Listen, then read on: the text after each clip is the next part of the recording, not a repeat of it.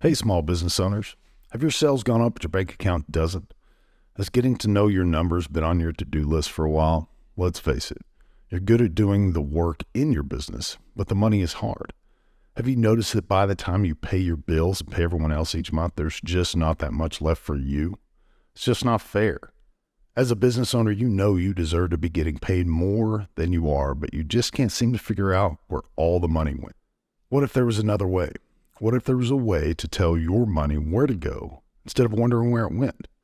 What if you had money in your bank accounts at the end of the month to show for all your hard work? Well, this is the sign you've been looking for, that you're not alone and help is just a call away. The team at Likes Accounting prides themselves on being financial translators that can help you find smarter ways to make money, save money, and finally start paying yourself a salary that you deserve. Working with Likes Accounting not only helps you know your numbers, but they're cheerleaders helping you build a more profitable lifestyle business. The team at Likes Accounting are just a bunch of numbers nerds. They're all self-employed experts with experience in your industry. Megan, the owner, is not only fun, easy to understand, and crazy smart, she's even a CPA. Tech to CEO listeners get a free review of their QuickBooks online when they mention this podcast and visit likesaccounting.com. Again, get a free review of your financial data when you visit likesaccounting.com and the Tech to CEO podcast.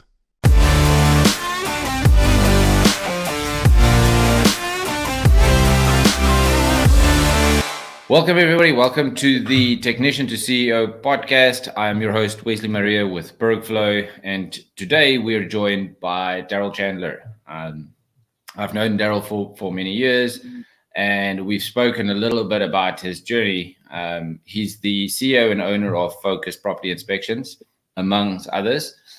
Darryl, just tell the people who you are, what you're passionate about, what are the things that makes Darryl the CEO he is today. My passion to serve others. Actually, my personal mission statement, which I just wrote a couple of years ago, because as I shifted from technician into CEO and beyond, you have to have a different mission for yourself each and every day. And my new mission statement for my personal life is to provide generational opportunities for all those people who desire it. So if you come into my inner circle and you have the drive and motivation and desire, I have that drive to want to help you.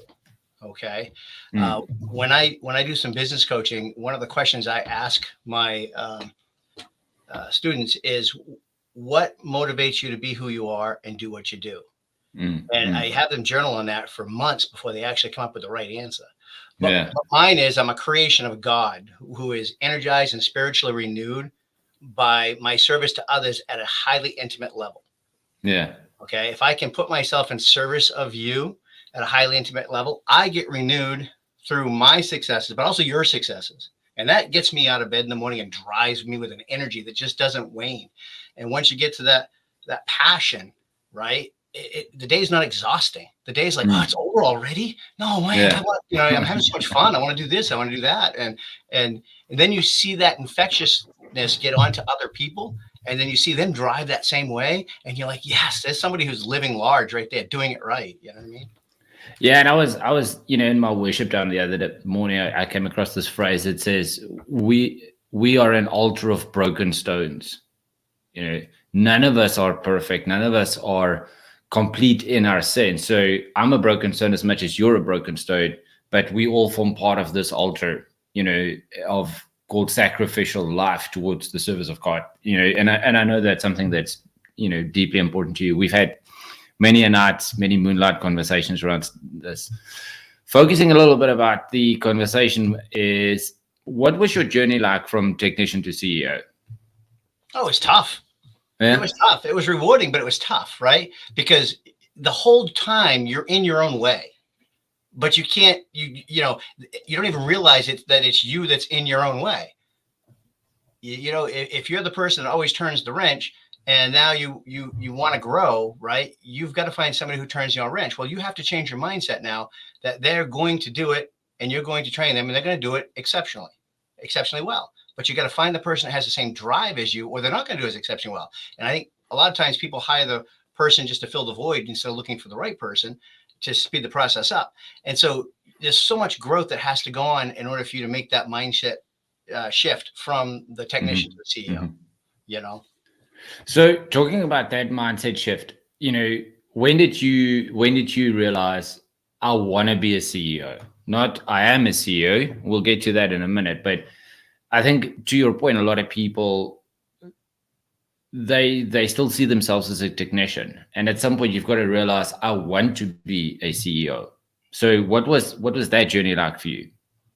Well, that actually started younger, because when I was really young, I wanted to become a philanthropist. Right. I mean, I'm talking like when I was 4 or 5 years old, I wanted to become a philanthropist.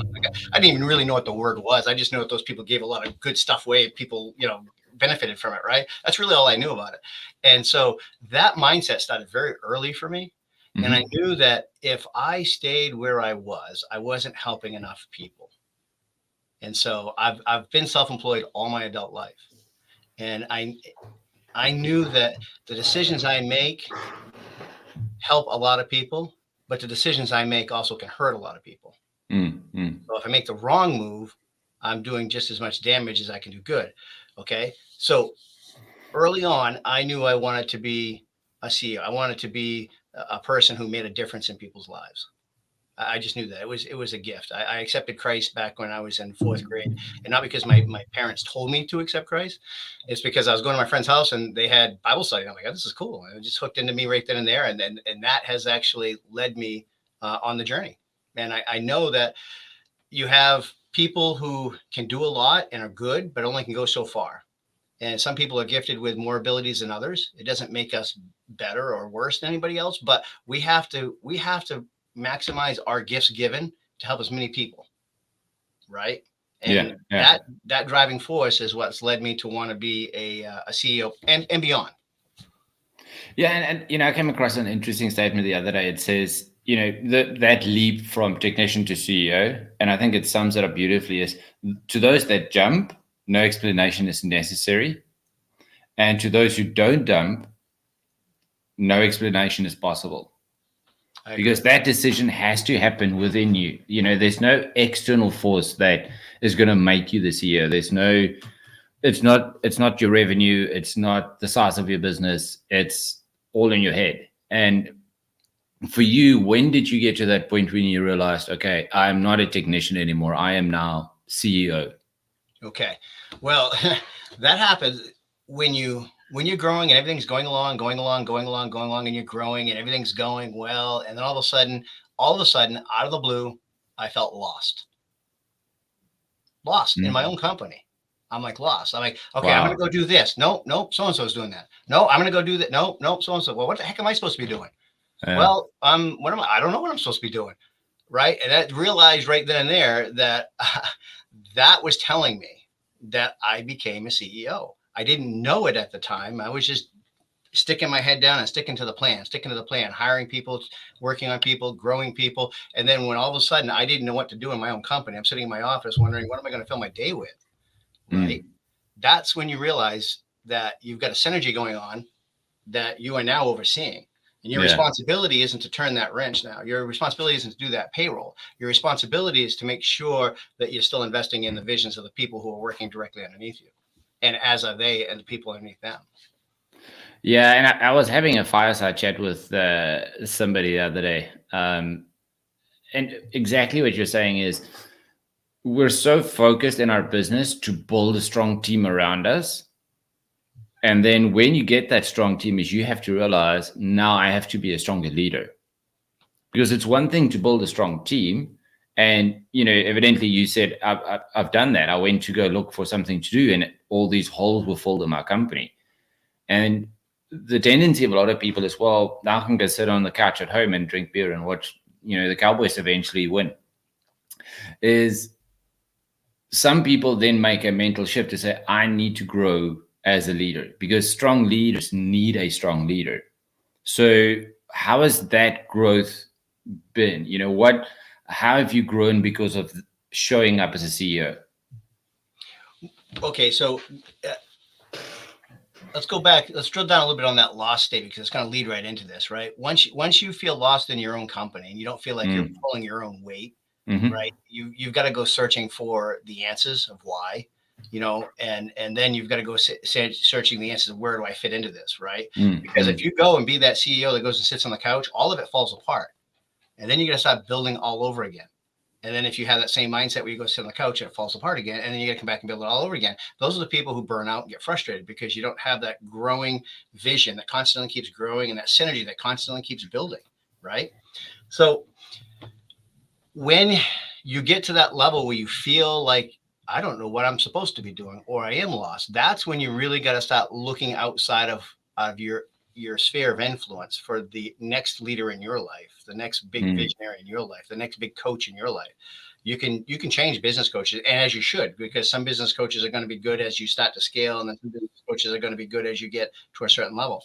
And so hiring better coaches, different coaching at that point showed me what exactly it is I'm supposed to do. There's no manual out there that says you got to do A, B, C, D to be a CEO, right? There is none. A technician, sure, I can teach you how to do an inspection. You show up in time, you do this. At the end of the day, you feel like you completed all your tasks. Good boy, go home, right? And you can rest at night knowing that you've done all your tasks. And a CEO, that doesn't happen.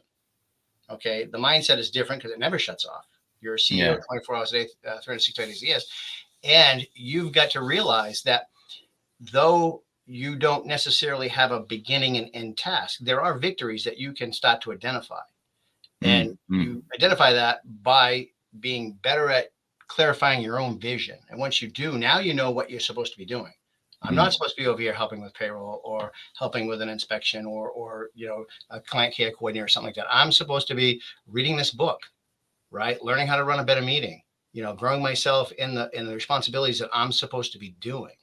And it's first identifying those responsibilities and then seeking out the expertise in those areas to make me a better person in that responsibility. Yeah, and you make a very good point. Once you get to that mindset of I am now a CEO, you haven't arrived. You've just arrived at the starting block of a tougher journey.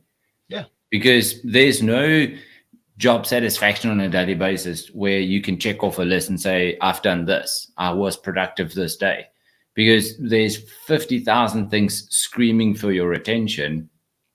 And a lot of that is driven by your bigger vision and how do you translate that bigger vision to your team, which leads me to the next point I want to talk about is how is your leadership skill or your leadership style improved because you're now showing up and mentally thinking like a CEO?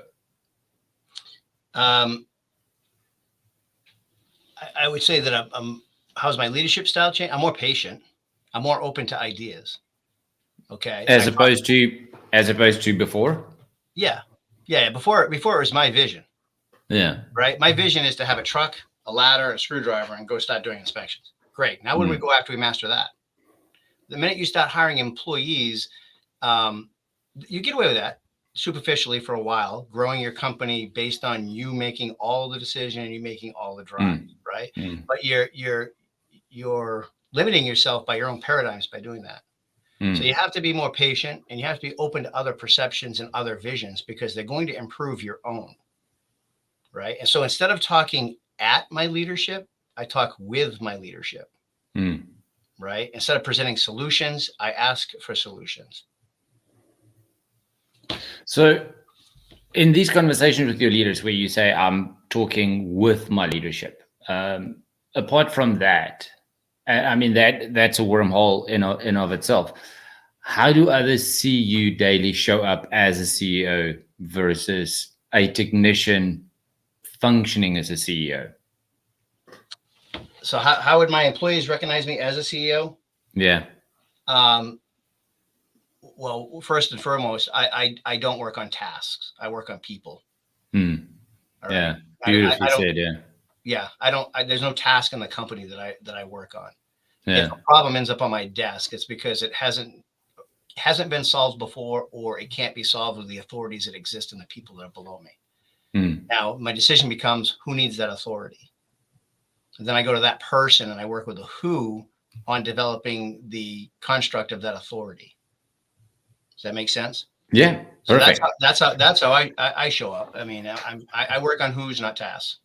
And I think, Darryl, the thing, and we've had some conversations around this, is there's an empowering people, meaning, hey, you have title of divisional CEO or vice president of in your company, the people that you manage. There's a difference. Oh, you're back. Your camera had a I think we had a little glitch here. Oh, there we go. There's the empowering, and then there's enabling. Empowering just means I give you, but enabling then means I'm actually investing in you. There's an investment in, because they're not on the same journey that you are. They haven't paid the school fees. At some point, you're taking those school fees and you're transferring over to them and say, I don't want to repay these school fees. To your point, guys who move from chuck and a truck to CEO because of the revenue, or because they're not doing home inspections in your example anymore, when they go sit on the couch, the business weans, they go back and they repeat their first year of business 10 times. And then they're like, I've been in business for 10 years. Like, no, you've been in business for 1 year, 10 times over. Yeah. And I think that for me is a big distinction between the guys who truly want to make a difference and show up as a CEO. And for other people, the CEO is like a badge of honor. So one of the biggest things that we've come across, and I know you a little bit personally as well. So what is your peer-to-peer network? Because we all know that CEO world is a lonely world. It's, you don't have anybody else in the company where you can go to and say, hey, I'm struggling with this. Your personality is that of positivity. You get up, you have a strong base, which is rooted in your faith. A lot of other people, once they get to that CEO world, they get very lonely.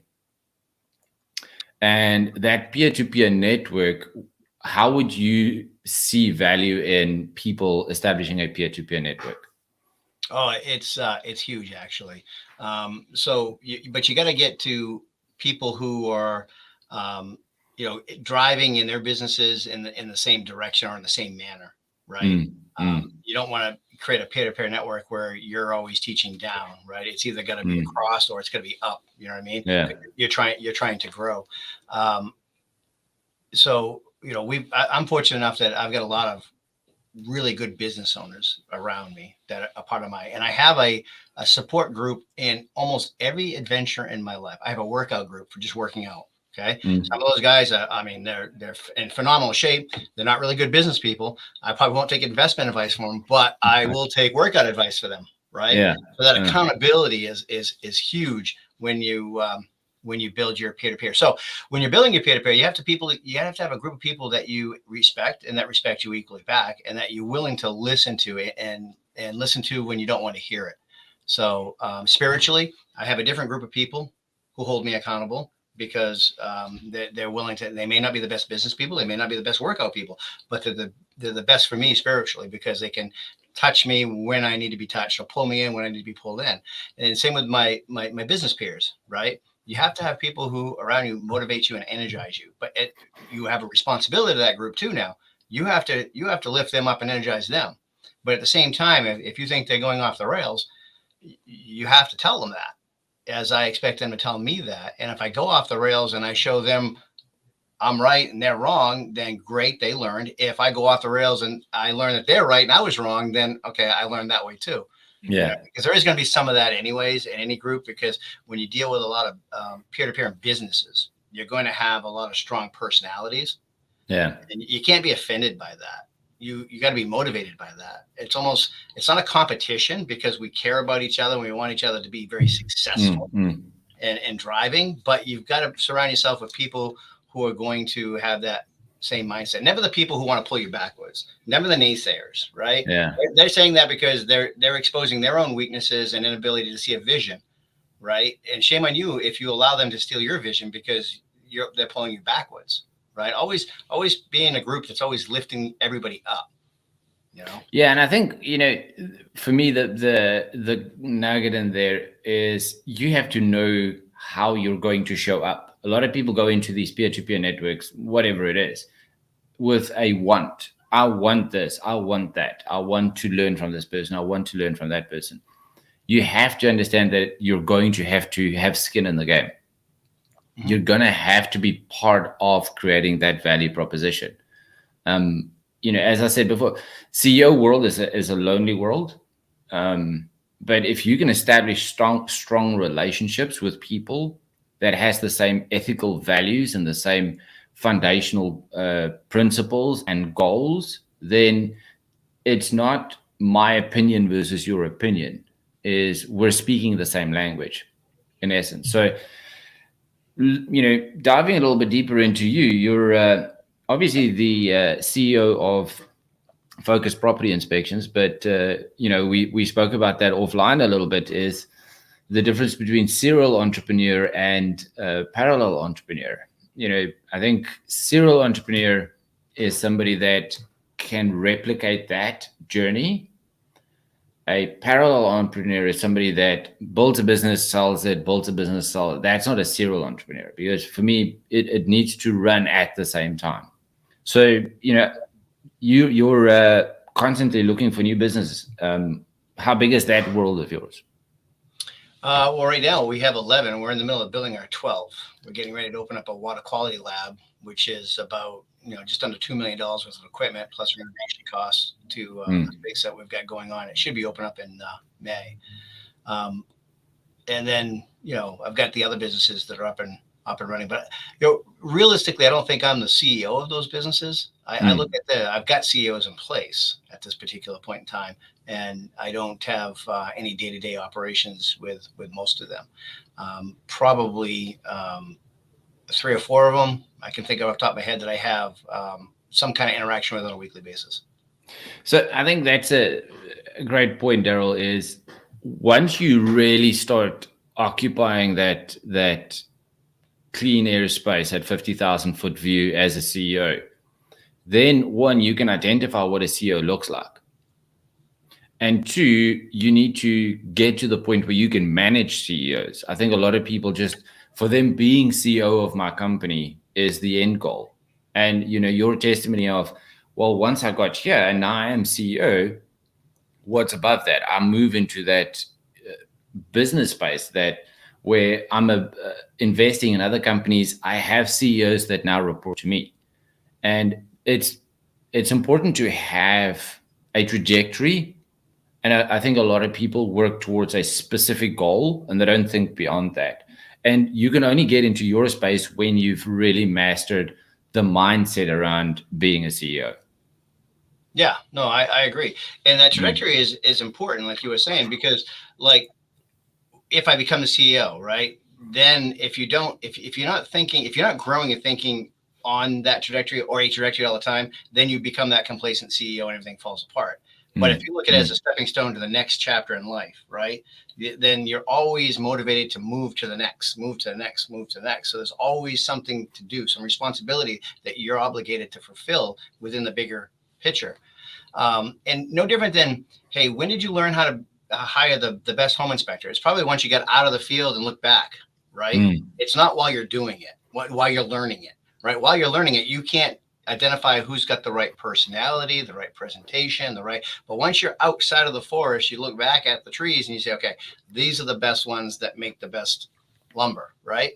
And it's the same thing with the CEO role. When you first get into it, you're not going to be the best CEO. It's going to be frustrating because it's a huge learning curve, right? And you've got to tackle that because you have a responsibility to everybody below you to be the best CEO that you can be.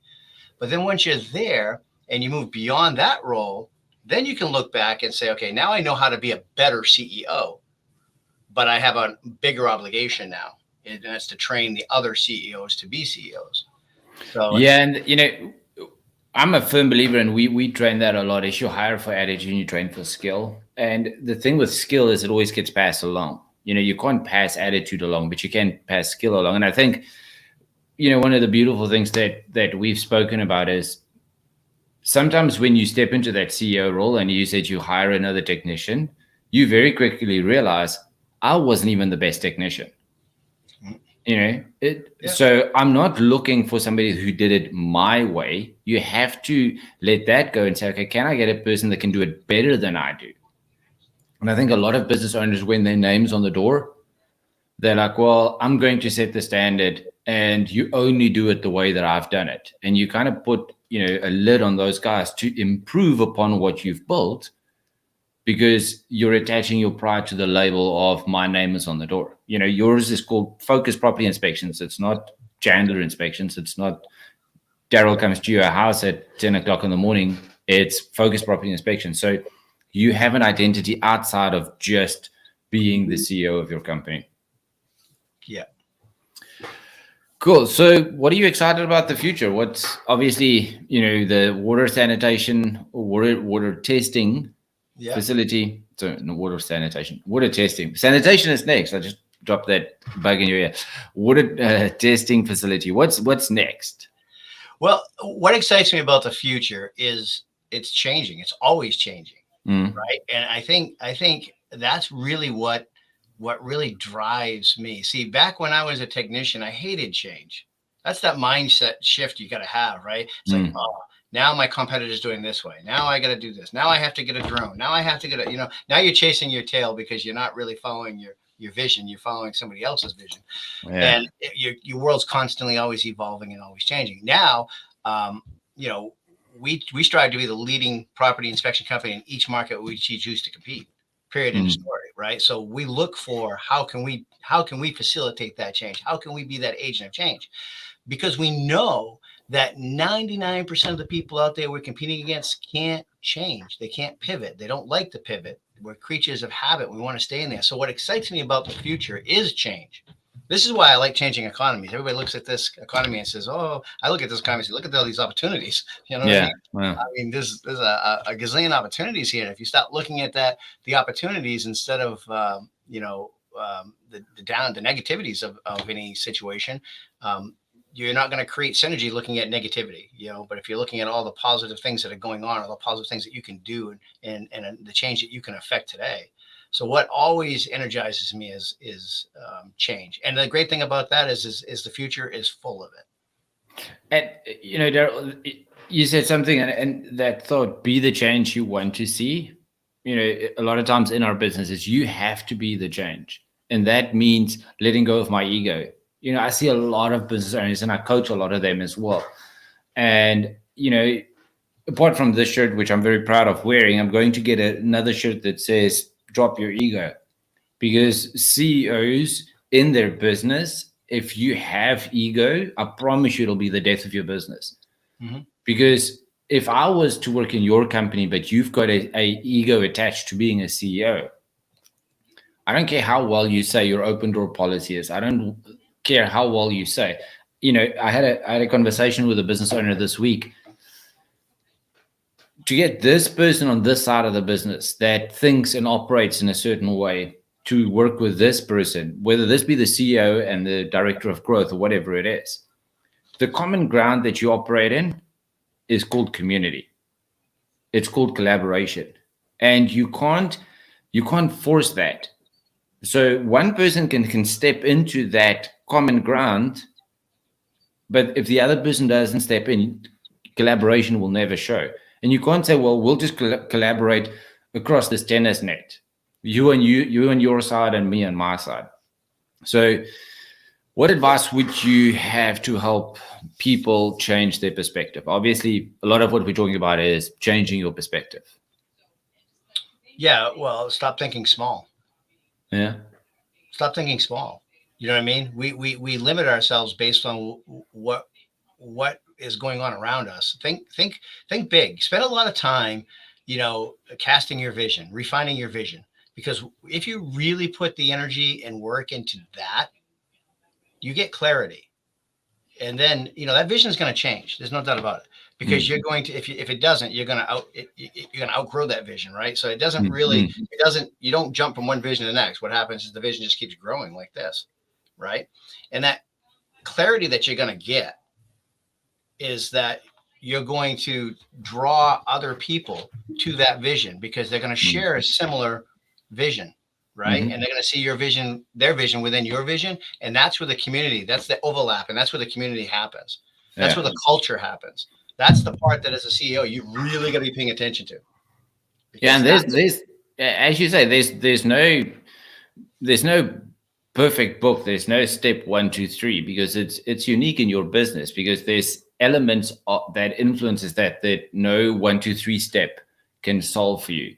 Your personality, your wants, your needs, how you show up, obviously influences that, and the people that you work with. So creating culture in my company is very different than creating culture in your company. The truth on both sides is we have to have a culture of collaboration. We have to have a culture of expanding the vision and not abandoning something. Just because something doesn't work, we abandon it. And I see a lot of businesses and business owners abandon people. Instead of saying, well, maybe I should have invested more leadership training or leadership development into this person. There's 2 ways that you get it. You either develop it or you buy it. And people always say, well, I can't afford a good growth leader. So, well, then you grow one. You develop them. What have you got in your hand that you can use? So now think about that. If you take that, so I can't afford a good growth leader. Well, then you develop one. What's going to happen when you develop one? You're also going to develop yourself. And then you're going to have a mindset change. And then you're going to see that role differently, because you're now looking down at that role. And you're going to realize that you could have afforded that leader if you could have been the leader that leader needed. Yeah. Right. So because you're not there yet, you had to grow one. Yeah. And Darryl, that's probably one of the things that rings in my ear every day is, if you don't develop the people, you're expecting somebody else to do that. And if you don't make a conscious effort to say, hey, this is how I'm going to develop this person, you might have developed that person, but you have to be able to identify it. Talent might be hitting you in the face. It might be sitting in your desk. I was, talking to one of my clients yesterday, and they have to make an operations hire, and they've been struggling to find a good operator. And this guy, my client, emailed me, and he's, oh, I've got this guy on my team, he has some operational experience. Do you mind, just chatting with him? And after about an hour, this guy has 20 years of experience at companies 4 times the size. And he's got him down at a very technical position in his company because he hired for that position. He didn't hire for the attitude and the aptitude of the individual. So during that hiring process, or during the filling the blanks or getting his butt off a seat that he didn't want to do stuff anymore, he pigeonholed this person, and now he's out there looking for somebody that's staring him right in the face. So it's definitely, as you say, looking down on that position and letting go of those preconceived, well, this is what it has to look like, and this person is going to go into that position. Right. Yeah. So talking about some great successes that we've had, what are some of the greatest successes you celebrate? In life, my family. By far. Being a dad is like the best thing. If I could go back, I'd triple the amount of kids I have. I have 3 right now, and I'm telling you right now, that is one of the most rewarding things that I do every day. It motivates me higher than anybody else. If I spend too much time, I took a 5-week trip a couple of years ago, went to Moab, did some Jeeping, went down to Texas, did some Jeeping, and came back and stuff like that. That was probably it had a lot of highlights in it, but emotionally was probably one of the most distressing vacations of my life, because I knew at about 3 weeks in, I had made a mistake. Because I had separated myself from my family for that length of time, and it was not the same. I would enjoy 4 days with them skiing over doing that 5-week vacation any day of the week. It's just, that is one of my... Yeah, see, for me, Darryl, that's the beauty of somebody that truly shows up as a CEO. When I posed this question, you didn't say, oh, I've got so much money in the bank, I don't do this, or I don't have to do this, or I can't remember the last time I was in a crawl space. None of those things. You have a value system that truly speaks to the time freedom that being a CEO, being a true business owner buys you. It's not, oh, I've got money in the bank. It's I wonder how many people out there when they hear, oh, I took a 5-week vacation, I stepped away. I mean, you're up in Maine. You went down to Texas, you went to Moab, you were all over the place except Maine. Right. Business didn't die. And I wonder how many people truly build a business where the business can operate independently. The business will succeed despite, not because of. And I think for me, that's where the mindset shift for a lot of business owners, they fall short, because they still think I am the success. When I am there, things are going to work. I mean, my office is in the front of my house, and 2 minutes ago, there was an Amazon driver that delivered something at my house. Whether Jeff Bezos was in the office today or not, that package still got delivered. So for me, every time I see an Amazon truck, I think about, what is it like being a CEO? He doesn't know whether my package was delivered. He just knows. And to that point, somebody bumped into Jeff Bezos once, and they said, hey, your quarterly report just came out, your financials just came out. And you've heard the story before. He said, well, I worked on that 3 years ago. I don't even know what my financials report were for this quarter, because I did that work 3 years ago. And somebody that truly operates at a CEO level is not worrying about, are we paying our bills this month? Are we getting there? Is what's next?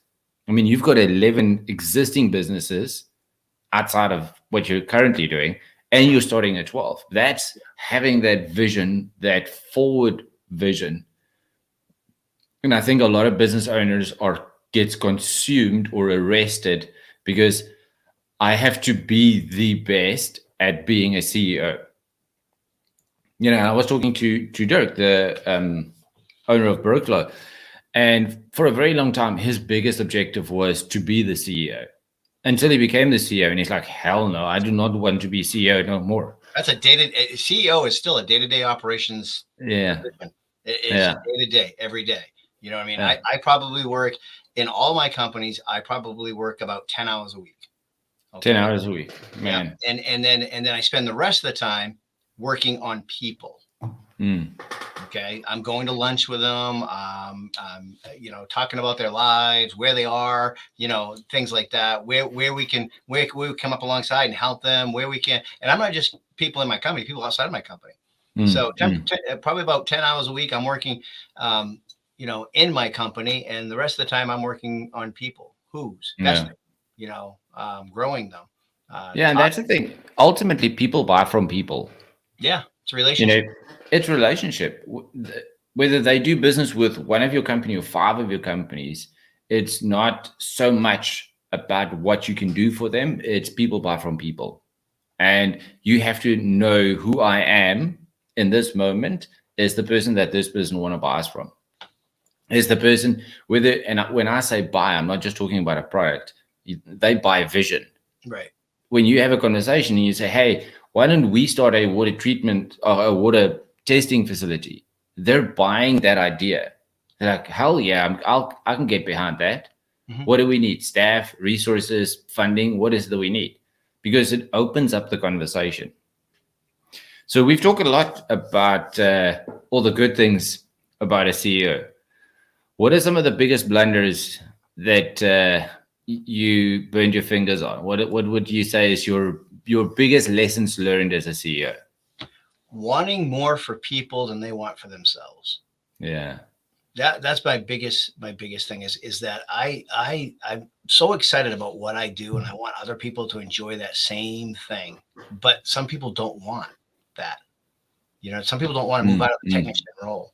You could have a great senior lead inspector doesn't want to become a director of services, right?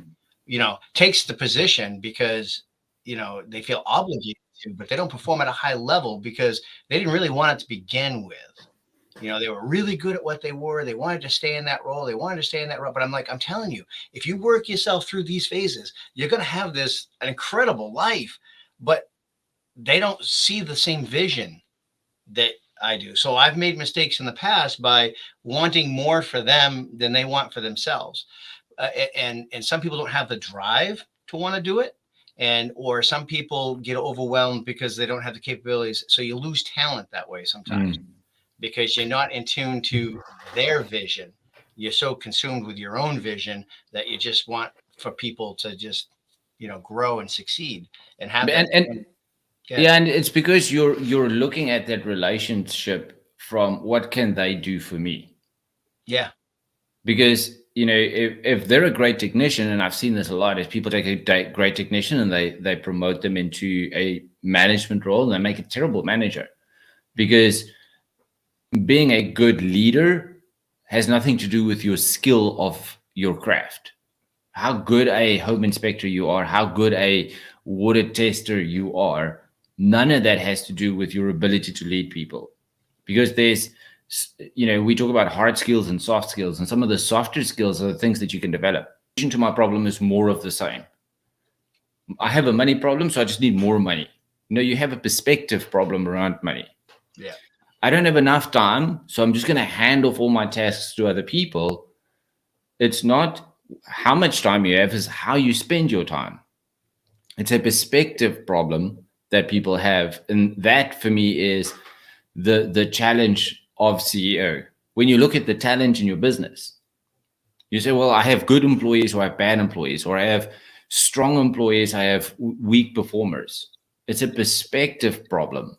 And you're quantifying it based on your value. So according to your value, this is a bad person, but take that person, put them in another position, that would be great. But you're only looking at them through this funnel of, you are in this position doing this work that I used to do, so I know how it's supposed to be done. And without having that bigger vision of, this is what I want the future to look like, not just for me, but for everybody, as you said, you're going to pigeonhole those people, and all you're doing every day is sticking pigeons in holes. Yeah, you're firefighting at that point. Yeah, well, it brings up the old fable that you don't evaluate a fish on its ability to climb a tree. Yes. You know what I mean? Yeah. Because you got to environment their environment. So you got to be very, very aware of that. Anyways, I had something else I was going to say, but lost my train of thought there. Yeah, we got a lot going on here. There's a lot. This is a conversation that could go on for days. Now, I had the honor of being able to ride about 10 hours in a vehicle with Wesley once, and we were able to drill down on a lot of things. 5 hours all the way out to, I think we went out to Amarillo that time, and then we turned around and drive 5 hours back. And it gave us the ability to drill down in all these little avenues, because all this little bits of gold that get dropped out here, right? Only everybody has to pick them up and go deeper with them, in their own avenue and their own vision. And the exciting thing about that is that 29 years ago, I didn't know I was going to be doing all I'm doing. And I don't know what I'm going to be doing 20 years from now, but I know it's going to be a heck of a lot better than it is right now. And it's great right now. Yeah. I don't know where this vision's going. Like I said, I didn't know where the vision was going, but because it never stops. It keeps expanding. Yeah. It keeps expanding. There's always purpose. Well, good on you, Darryl. So what's your motto, your theme, your focus for the future? What advice would you give to other CEOs, or CEOs acting as technicians, or technicians thinking that they're CEOs, or people that have reached that CEO level? What advice would you give them for the future? All right. There was a lot of questions there. Would you like to narrow it down to one? No. Just answer all of them in one go. What advice would I give other CEOs or people who want to be CEOs, right? Yeah. Stop thinking so small. Okay. I understand that your CEO is just a stepping stone. It's the next step in your evolution. Okay. If you've got that hunger and you've got that desire burning in you to do more and to be more and to give more, then you have to make that step. If you're happy being a technician, then go work for somebody or be the best technician you want to be. But if you've got that desire to move into being a CEO role, right, you have to stop thinking small and realize that you don't know how to be a CEO. It's like the first time you have a kid, no one gives you this manual and says, here, you're going to be a great dad. This is why. Boom, and they give you a book, right? Just do this. No, there is no manual for that. So you have to constantly be evolving every day, investing in yourself. Drop that ego, because you're not going to learn, right? You got to be open to listening to what people are saying. And sometimes you're going to have to execute somebody else's opinion or somebody else's idea on faith, because you don't know what you're doing. And that's okay. Nobody's born a CEO and knows what they're doing. You have to grow into that role. So constantly be investing in yourself and look for good leadership around you. And I'm not just saying business wise, because once you've lost your path and purpose otherwhere in your life, nothing succeeds. You can be successful in business and be divorced 6 times. Is that success? Okay. Or you could be successful in business and your kids don't talk to you because you never spent time. Nobody ever dies and puts on their gravestone, I wish I spent more time at work. Right. Okay. So you've got to have that moral system. You have to have that compass. You have to have your why. You have to figure out who you are. You have to create your vision, create your clarity. There's a lot of work here. It doesn't happen overnight. So I would say this: be patient with others. Never be patient with yourself. Don't get frustrated, because it doesn't happen overnight. And why I say don't be patient with yourself, because if you're patient with yourself, you can become complacent with yourself. Constantly always be looking, what can I do next? What can I do next? What can I do next? What can I do next? Yes, have your report card so you can feel the achievements of your goals, because that refills that energy, that gas tank that you need. Like, yes, we got to win today. All right, let's move on to the next one. Let's move on to the next one. Celebrate those wins, but constantly be utilizing that fuel that you're getting from that win for the next best thing. Yeah, man, Darryl, I'm trying to not go down all these wormholes. I definitely think I'm going to get you back for another episode. Is one of the things that you mentioned. You, as a CEO, you need to know how to celebrate wins in your company. The people, what's easy for you might not be easy for them. And if you don't have a culture that we spoke about earlier, if you don't have a culture of celebrating people's uniqueness, celebrating people's wins, company level, if you don't have that, it's going to be very demoralizing to other people. And if you don't have that for yourself, you've got to understand, how am I going to celebrate wins? It's not a little badge that says CEO. That's I don't know. That's for me the most adolescent way of looking at it, because it's just it's still work. You're still exchanging time for money. You're just now being the CEO. So your dollar per hour exchange increases, but you're still just the CEO. Right. Is having that vision. And I want to end with this. A lot of people fear the journey towards becoming a CEO, or fear letting go of certain things within their company, or fear the fact that I need to increase my vision. What happens if I build this vision too big? And I want to tell you guys, fear and faith requires the same energy. It requires you to believe in something that you cannot see. So you're still exerting that energy, fearing growth, fearing expansion, fearing a perspective change, fearing accountability with somebody else. You're still spending that energy, and you're spending it towards fear. Why don't you just spend it towards faith? Why don't you, as Darryl has beautifully said, why don't you spend it towards expanding your vision? Not only for you, but if you expand your vision, if you expand your world, you will become a magnet to other people that want to be part of that journey. So, Darryl, I want to thank you for carving out time to have a conversation with me. Always a pleasure speaking to you, my friend. Any parting thoughts, any comments from your side?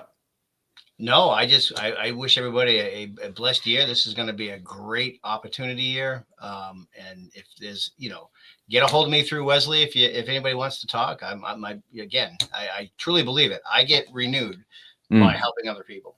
And that was so to that point. I mean, if people want to reach you, if somebody says, hey, Darryl, I'm interested in this water testing facility, we might be in your area. If people have the need to reach out to you? Is there a place that they can reach you? Should they just send you a Facebook friend request? How you want people to reach out to you? Yeah, they can Facebook friend request, or they can fpi-web.com or Darryl at fpi-web.com or 207-839-6595. That does all. I'm an open book. So all right. I love it. There you guys go. So for those who are interested, even if you just want to talk around establishing a peer-to-peer conversation and diving a little bit deeper into some of the successes that drove Darryl to where he is today. And I'm excited about your future. I'm excited about spending some personal time together as well. I know we've got some things that I want to come do up in your space. So Darryl, my friend, thank you very much. Thank you for spending time with me. Appreciate that. Brother.